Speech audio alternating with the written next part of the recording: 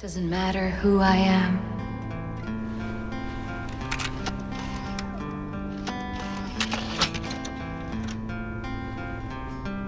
I am here for you, James.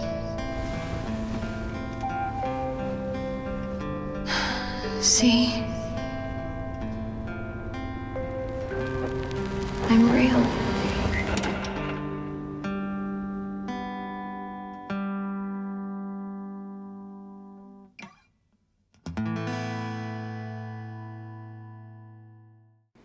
Today is a very exciting day because we get to break down the new story trailer for Silent Hill 2 Remake.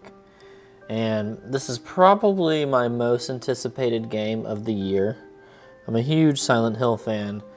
I played the original game when I was just a little kid, probably in elementary school. Never beat the game, but I'm very familiar with the series, especially Silent Hill 2.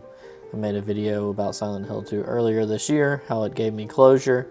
If you haven't seen that video, please go check it out. Why I'm so excited today is because we get to break down the new trailer, and not only that, it's my first trailer breakdown ever. This is not my typical video, but we're gonna have some fun with it. Sit back and enjoy as we break down the new story trailer for one of my favorite games of all time, Silent Hill 2. Now the trailer starts off with the famous "I'm Not Your Mary" scene with Maria in the jail cell with her and James talking. Honestly, I love what they did here with her design, and also kind of the flashback sequences with the hotel as well.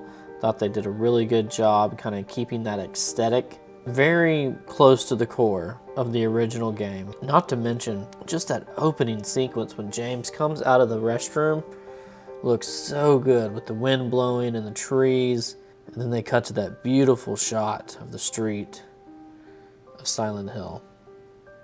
The fog, the rainy atmosphere looks spectacular. It really does. Bluebird did a great job with that. And not only that, all the environments I've seen so far just look incredible. I know a lot of people like to give Bluebird a lot of shit for blooper. It's such a weird word. Just a lot of people just like to hate on them. And, you know, I think some things are justified, but in terms of creating environments and atmosphere, they are top tier. What they've created right here with Silent Hill 2, you can tell they have put so much love and detail into this. People are even noticing like the mileage to the towns and like how they're actually representative of like lore within the series and like little Easter eggs. And so far I just think it's stunning what they've actually shown us in these previews. Right here, I want to stop on this image of the downtown with the light reflecting off the wet street. Like the amount of detail in this photorealism gameplay they're showing. The cinematics are just next level. It's really impressive, and I think is going to create a really intense environment. I think in terms of atmosphere, we have nothing to worry about. There might be some other concerns with this game, but the way it looks, I don't think I have any issue. Let's talk about Eddie for a second. I'm so happy that we finally got to see Eddie. Honestly, I've been anticipating it. He's kind of a iconic character in this game. And honestly, I'm impressed. I like the character model. I like the design. I think they did a really good job. The voice acting, I think, is solid. You should see your face, dude. I don't think anything is like over the top. I think I'm saying I think a lot. No, but just looking at his design and just how his facial expressions are animated and things of that nature, I thought they did a really good job. Because Eddie is very... How do you describe Eddie without giving too much away for people that haven't played this game? I mean, he's still got that creepy kind of psychotic look to him because he is kind of a psychopath. But just honestly, I think they've done a really good job with the character designs of most of these characters. Obviously, you know, there's one elephant in the room, and we'll talk about her in a little bit. But in terms of, you know, taking a modern approach to Eddie's design and keeping it kind of feeling the same as old, I think they did a good job. The thing they're going to have to be careful with this game, and this is one of the things that Bluebird gets criticized with, is how they display emotion. And what I'm getting at is, with this game, the original game, it almost feels like a fever dream. It doesn't feel like reality. So it's going to be a hard balance to find with this remake, because obviously they're trying to make some things a little more realistic. You see that in that one scene when James and Laura are in the hallway of the apartment. He kind of grabs her arm and he's like, "You can't go out there." She's like, "Why not?" "Because there's monsters that'll hurt you." Like, there's going to be a fine line with making things more realistic and maintaining at the same time that fever dream feeling, that sense of another world, like dreamlike world, because that's important to it's one of the main elements that makes Silent Hill 2 is that feeling you get just walking around in these environments. It's so hard to put your finger on.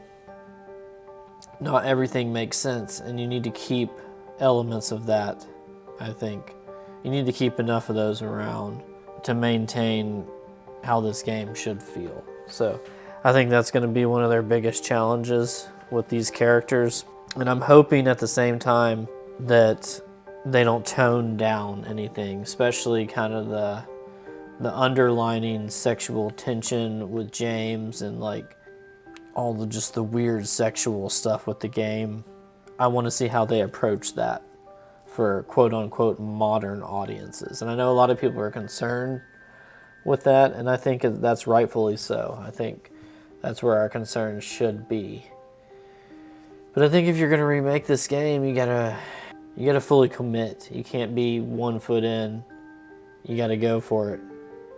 You gotta be committed and not care about everyone's opinion. You cannot please everyone with this game. And I think if they try that, they will fail.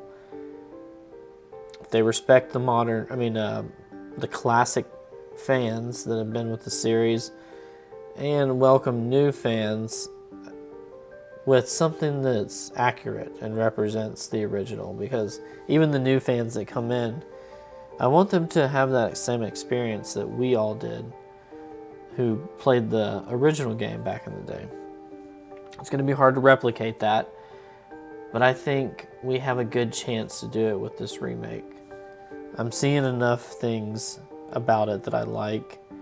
I think the changes they have made, I think are going to be good. I think they're going to be solid. I'm curious to see what they cut out and leave in.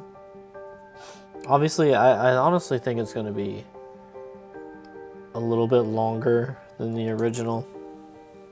And speaking of the elephant in the room, let's talk about Angela for a second. I will admit, her face does look a little, I don't know, her cheeks are like so puffy.